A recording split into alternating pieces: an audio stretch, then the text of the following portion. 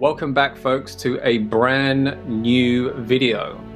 Italy is a country that is known for its picturesque coastal villages, its history, its cobbled piazzas, and of course the bustling capital city of Rome. But while these sights are obviously not to be missed, it can overshadow some of the less touristy ones. So let's take a look at 10 underrated places to visit in Italy.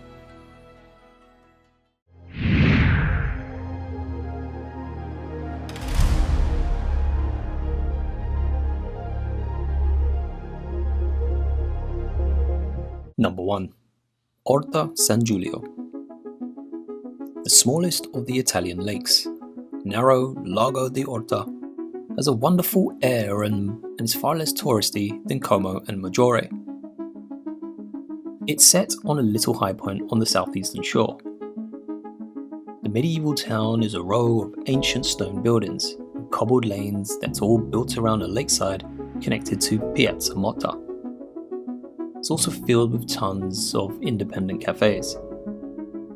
So there are lovely walks in the surrounding hills, and a visit to this mystical island of San Julio is an absolute must. But the atmosphere here is not only medieval.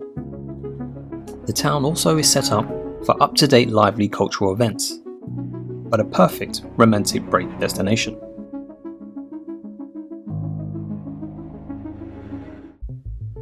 Number 2. Chiara. For a taste of what the Amalfi Coast must have been like before the crowds moved in, head east of Amalfi to the weathered little fishing port of Chiara. It's one of the least reliant on tourism of all the towns in Italy's UNESCO-listed Amalfi Coast, and perhaps for this reason, also the most authentic fishing villages in the Campania region. Chiara's pastel-hued buildings cling to a deep natural gorge, and its sloping main street leading down to the small sandy beach and the working harbour. May not be super busy, probably not that much to do, except eat, and eat, and eat again.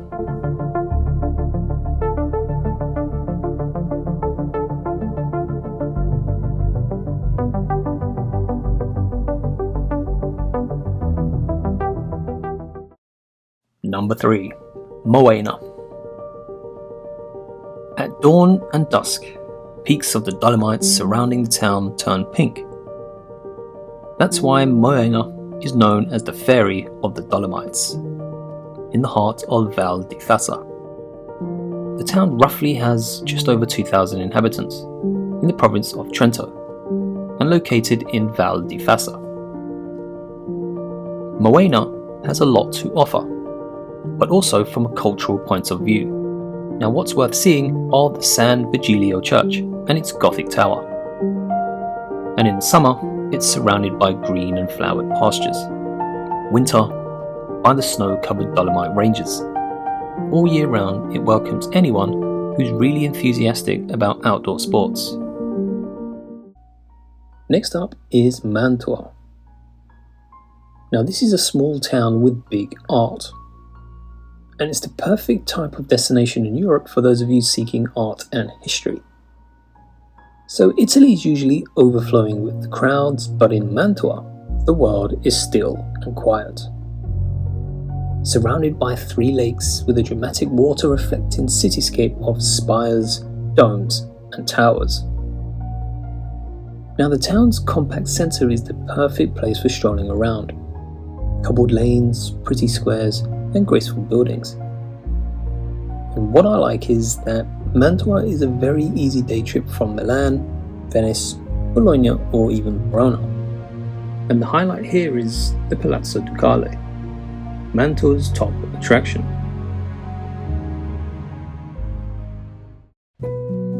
Number 5. Monopoli. A Puglia port town that's equal parts historic and functional. Town is a painter's dream, with bright blue fishing boats adding a pop of colour around the whitewashed harbour walls. You see, the old town of Monopoli it kind of feels refreshingly less touristy. Yes, there are plenty of visitors sitting around outdoor cafes, but there's also more space and fewer beaches. This all translates into fewer crowds. You can still find spots for laying in the sun along the rocks outside of the fortified old port walls. So the city still has that special hard-to-find feeling that has faded away from so many other Italian towns that end up on the main tourist routes. So give this one a try.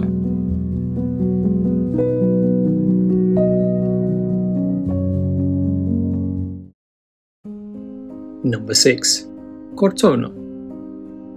Now this is a small, charming town in southern Tuscany. A city enclosed by stone walls dating back to Etruscan and Roman times. Sits on top of a hill, around 600 meters above sea level. It's a dominant position over the valley, and it offers spectacular views from all over the town, the surrounding valley, and even the Lake Trasimeno. So it's quite small, but offers many interesting places to visit, and every angle of this town is photo-worthy, including the magnificent views over the valley below. But for an extra special view, take the pathway right up to the fortress. Number 7. Asolo. In the foothills of the Dolomites and just 50 miles north of Venice. Asolo is both delightful and easy to reach. The backdrop is fabulous, with ramparts offering grandstand views of the surrounding wooded hills and mountains. Capped by a medieval fortress, the hill town has lanes lined with fresco-coloured houses. But there's also an 18th century cathedral, sheltering an altarpiece by Venetian Renaissance master Lorenzo Lotto. And on the second Sunday of the month, the town is given over to an antique market. And from here, you can easily factor in a day trip exploring the vineyards of Veneto's Prosecco region.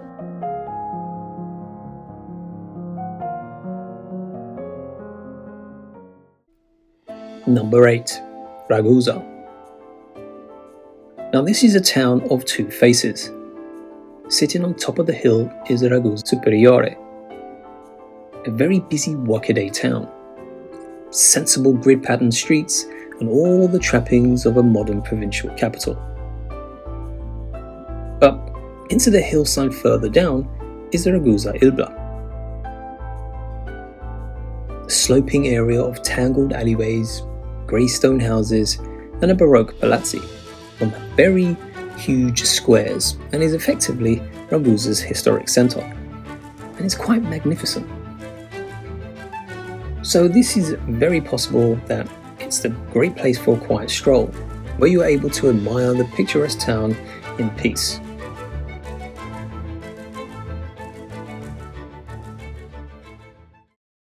Badas. Favourite Sunday afternoon excursion for Genoan residents. This former fishing village doesn't have that much to do, but that's all part of the relaxed charm. This small village is named Badas, and it's a unique place in which you can relax for a few hours far from the old town of Genoa. It's a village beloved by local people. They reach it from the city centre in a few minutes by car or by bus, and end up relaxing there, having a walk, tasting a gelato, an aperitif, or having dinner in one of the little restaurants that you can find in the small alleyways. My kind of place.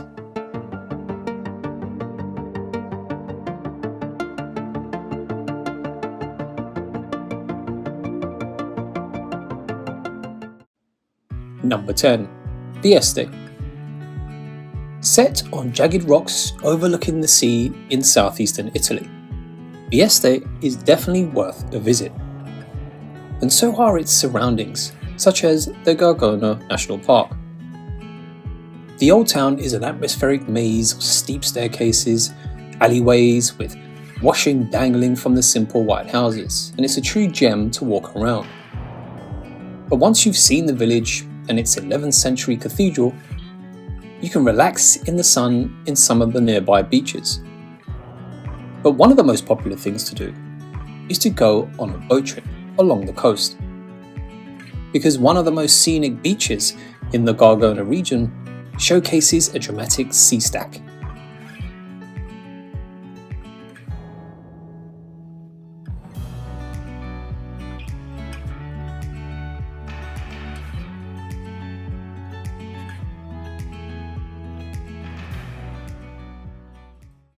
So there you have it, folks, some solid options for your next holiday to Italy. So try one of these ones out and let me know what you think.